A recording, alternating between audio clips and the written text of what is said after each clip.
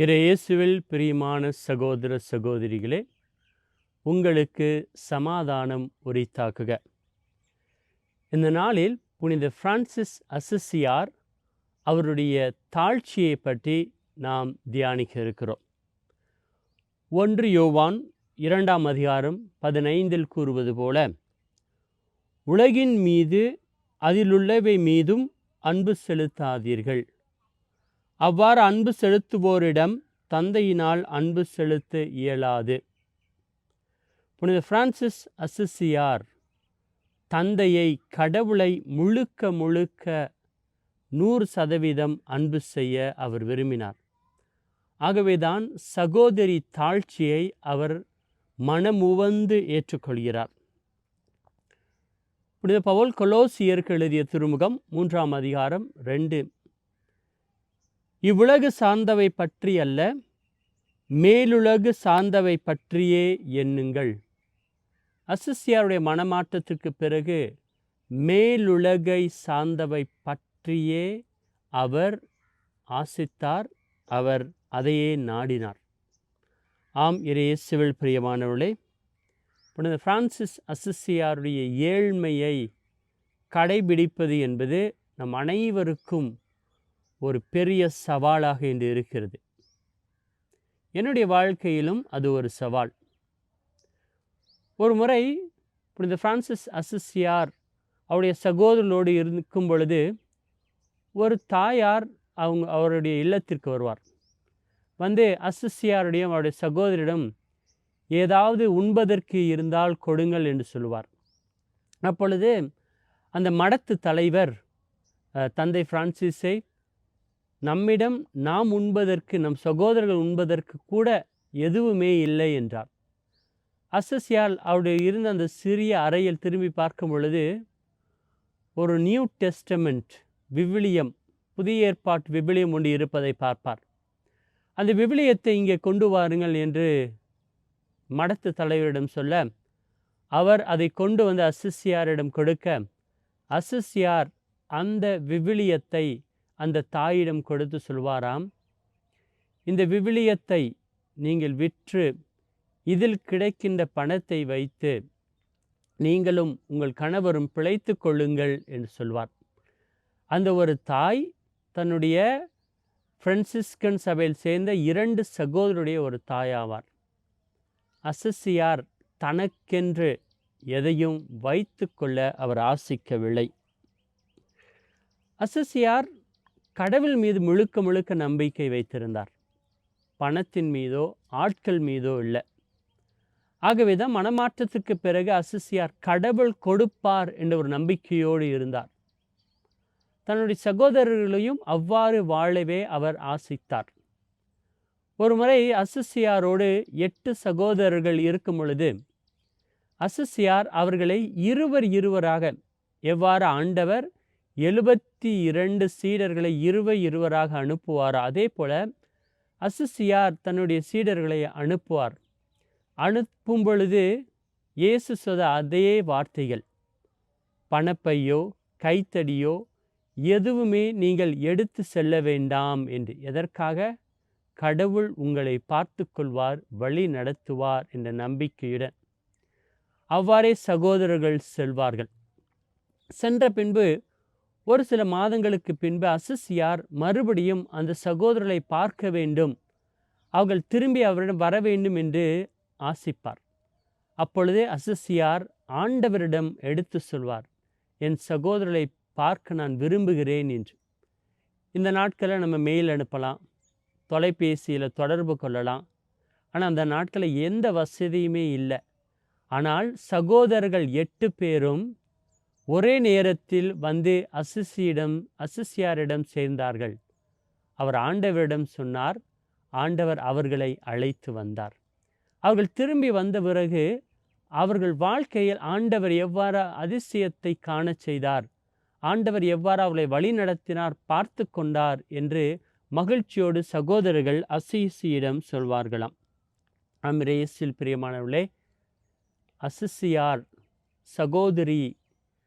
சகோதரன் என்று மரங்கள், செடிகள், கொடிகளை மட்டுமல்ல, அவர் கடைபிடித்த அந்த ஏழ்மையை கூட சகோதரி ஏழ்மை என்று அவர் ஏற்றுக்கொள்கிறார்.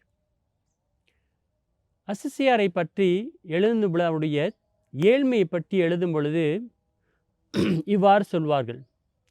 There was a high mountain called the mountain of Lady Poverty. On that mountain, Lady Poverty was standing and watching people climbing towards the up of the mountain. Thousands of people. Among them, there was one man who was climbing the mountain so fast as if he was flying. Once he reaches the mountain height, Lady Poverty asks St. Francis, Why so fast that you have climbed this mountain? And I have not seen anybody letting go of all burdens and climbing so fast. Then St. Francis tells, he invites, he requests Lady Poverty to stay with us, with the Franciscans. அசிசியாருடைய வாழ்க்கை எப்பொழுதும் ஏழைகள், அவர் ஒரு ஏழையாக வாழ்ந்தார், ஒரு ஏழை மனிதனாக அவர் இறந்தார். அதே நேரத்தில் அவரிடம் உதவி என்று வந்த ஒவ்வொருவருக்கும் அவர் உதவி செய்தார். ஆம், இயேசுவில் பிரியமானவர்களே, ஆண்டவர் இயேசு நமக்காக அனைத்தையும் துறந்து விட்டது போல அசிசியார் ஆண்டவரைப் போல அவர் வைத்திருந்த பணம், செல்வம், ஆசை அனைத்தையும் அவர் துறந்து விட்டு இயேசுவுக்காக ஒரு ஏழை மனிதனாக அவர் வாழ்கின்றார்.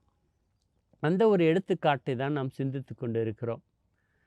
ஒரு முறை புனித பிரான்சிஸ் அசிசியார் அவருடைய வாழ்க்கையினுடைய இறுதி கட்டத்தில் நோய்வாய்ப்பட்டு இருக்கும் பொழுது அவரை அழைத்து வர ஒரு சில போர் வீரர்களை அனுப்புவார்கள்.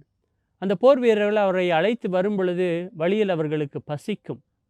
அப்பொழுது அவர்கள் அசிசியாரிடம் சொல்வார், எங்களிடம் பணம் இருக்கிறது, நாங்கள் சென்று உண்ணுவதற்கு எதையாவது வாங்கி கொண்டு வருகிறோம் என்று.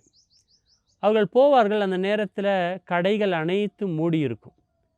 இவர்கள் போய் கேட்டு பார்ப்பாங்க, ஒரு சில வீட்டில் எங்கள்கிட்ட பணம் இருக்குது, ஏதாவது உண்பதற்கு கொடுங்க அப்படின்ட்டு. அப்போ அவர்களுக்கு ஒன்றுமே கிடைக்காது, வெறும் கையோடு அவர்கள் திரும்பி வருவார்கள். அப்பொழுது அசிசியார் அவர்களை கடிந்து கொள்வார்.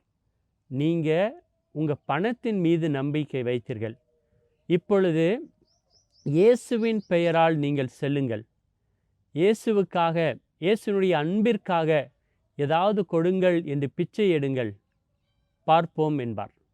அவர்களும் சென்று இயேசுவின் பெயரால், இயேசுவின் அன்பிற்காக எங்களுக்கு ஏதாவது கொடுங்கள் என்று அங்கு கேட்பார்கள். அந்த இல்லத்திற்கு மக்கள் தாராள உள்ளத்தோடு அவர்களுக்கு கொடுப்பார்கள். அப்பொழுது அசிசியார் சொல்வார், நீங்கள் உங்கள் பணத்தின் மீது நம்பிக்கை வைத்தீர்கள், நான் என் ஆண்டவர் மீது நம்பிக்கை வைத்தேன் என்று சொல்வார்.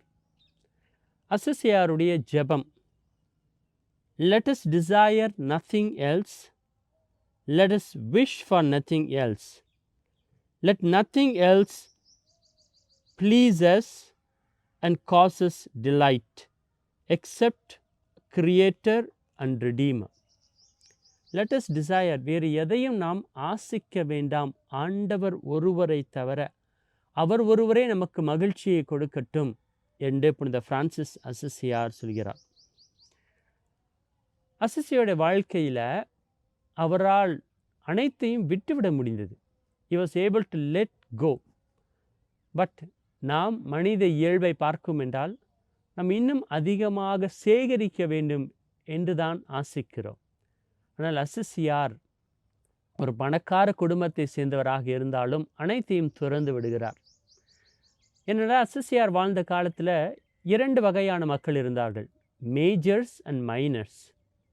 பணக்காரர்கள், ஆயர்கள், குருக்கள் மேஜர் என்ற ஒரு வகையை சார்ந்தும், ஏழைகள், தொழுநோயாளர்கள், பிச்சைக்காரர்கள் மைனர் என்ற ஒரு சபையை சார்ந்தவர்களாக இருந்தார்கள். அசிசியார் ஆகவேதான் தன் சகோதரர்களை ஆர்டர் ஆஃப் ஃப்ரையர்ஸ் மைனர், அதாவது நாம் ஏழை எளிய மக்களை சார்ந்தவர்கள், அவர்களோடு அவர்களைப் போல வாழ வேண்டும் என்று ஆசிக்கிறார். ஆம், இயேசுவில் பிரியமானவர்களே, ஏழைகள் மீது கொண்டிருக்கிற பற்று ஒரு நாளும் குறையக்கூடாது. நம் வாழ்க்கையில் அசிசியைப் போல நாம் வாழ ஆரம்பிப்போம். புனித பிரான்சிஸ் அசிசியாருடைய வாழ்க்கையினுடைய கடைசி தருணத்தில் அசிசியார் சாகும் தருவாயில் இருக்கும் பொழுது கார்டியன் என்று சொல்லப்படுகிற மடத்து தலைவர் புனித பிரான்சிஸ் அசிசியாருக்கு ஒரு அங்கியை கொடுப்பார். அதை கொடுக்கும் பொழுது அவர் சொல்வார், இந்த ஒரு அங்கி உமக்கு இரவலாக கடனாக கொடுக்கப்படுகிறது. இதை வேறு எவருக்கும் கொடுக்கக்கூடிய அந்த ஒரு அதிகாரத்தை நான் எடுத்து விடுகிறேன் என்று சொல்வார். ஏனென்றால் அசிசியார் யாராவது அவருக்கு ஏதாவது கொடுத்தால் அவரிடம் இருப்பதை பிறருக்கு கொடுத்து விடுவதை வழக்கம். ஆனால் கடைசி தருணத்தில் அவருக்கு அந்த ஒரு அங்கி கொடுக்கப்பட்டது. அதை யாருக்கும் கொடுக்கக்கூடாது, அந்த அதிகாரத்தை நான் எடுத்து விடுகிறேன் என்று அந்த மடத்து தலைவர் சொன்னவுடன் அசிசியார் மகிழ்ச்சி அடைந்தாராம். ஏனென்றால் அவருடைய வாழ்க்கையின் இறுதி வரையிலும் ஏழ்மையை, சகோதரி ஏழ்மையை அவர் கடைபிடித்தார் என்று மகிழ்ச்சியோடு அசிசியார் இருந்தாராம். ஆம், இயேசுவில் பிரியமானவர்களே, புனித பிரான்சிஸ் அசிசியாருடைய பரிந்து பேசுதல், அவருடைய எடுத்துக்காட்டை பின்பற்றுவோம். ஆமேன். ஜெபம். அன்பும் கருணையும் மிகுந்த இறைவனே, புனித அசிசியின் பிரான்சிஸை நீர் அழைத்து தேர்ந்தெடுத்து வானத்திலும் பூமியிலும் உமது படைப்புகள் அனைத்திலும் உமது அன்பையும் மாட்சியையும் காணும் பேரறிவை அவருக்கு அருளினீர். ஏழ்மை, தூய்மை, கீழ்ப்படிதல் ஆகிய வழியில் நற்செய்தியை முழுமையாக வாழ்ந்து காட்ட அவரை ஆற்றல் படுத்தினீர். சிறியோரிடமும் ஏழைகளிடமும் படைப்பின் எல்லா உயிர்களிடத்திலும் உமது அன்பின் சாட்சிகளாக விளங்கிட அவர் பெற்ற அருளைப் போல நாங்களும் உமது கிருபையில் வாழும் வாழ்வை பெற உதவியருளும். அன்பின் இறைவா, சகோதர சூரியனிலும் சகோதரி நிலவிலும் மலர்களின் அழகிலும் பறவைகளின் பாடலிலும் உமது மகிமையை கண்டு மகிழ்ந்த புனித பிரான்சிஸை போல நானும் என் வாழ்க்கையில் எளிமையையும் நன்றியுணர்வையும் கடைபிடித்து உம்மை நோக்கி நடக்கும் வழிகாட்டுதலை அன்புடன் வேண்டுகிறேன். புனித பிரான்சிஸே, எளிமை, அமைதி, சகோதரத்துவம், அன்பு ஆகியவற்றின் மூலம் நற்செய்தியின் உள்ளீடான சாட்சியத்தை உமது வாழ்வால் வெளிப்படுத்தியுள்ளீர். எங்கள் துறவற குழுமத்திலும் குடும்பங்களிலும் சமுதாயத்திலும் திருச்சபையிலும் உலகத்திலும் அந்த ஆவி விழிப்பூட்டும்படி எங்களுக்காக இறைவனிடம் மன்றாடும் எங்கள் ஆண்டவரான இயேசு கிறிஸ்துவின் வழியாக. Amen. Peace be with you.